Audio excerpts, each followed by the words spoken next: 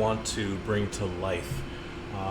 One thing that we want to make sure of is that everyone has a safe and fun and enjoyable life, or just a visit on a seapod.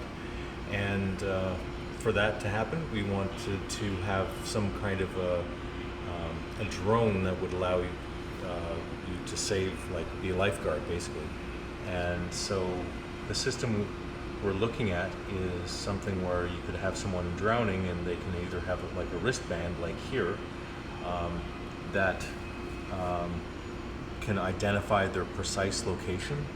So then if they're drowning, there would be a camera that has AI on it that is trained to know or detect if someone is drowning.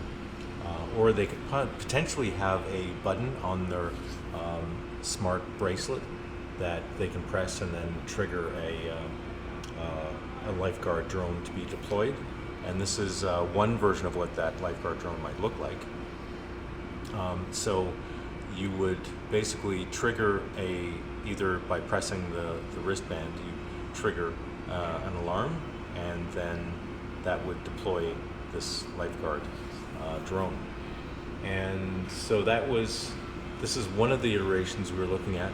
The other is that it just shows your location, and instead of pushing a button, it will have the camera here that can detect that you're drowning.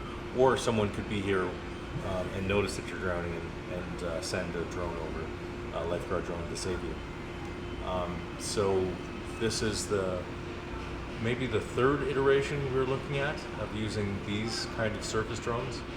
We have the first version that is actually now we're going to start testing with it in a couple of weeks.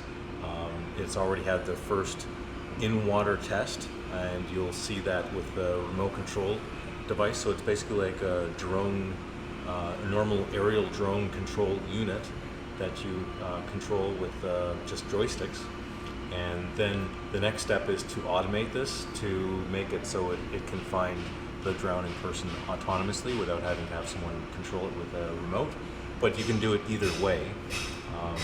So that looks like this system right here.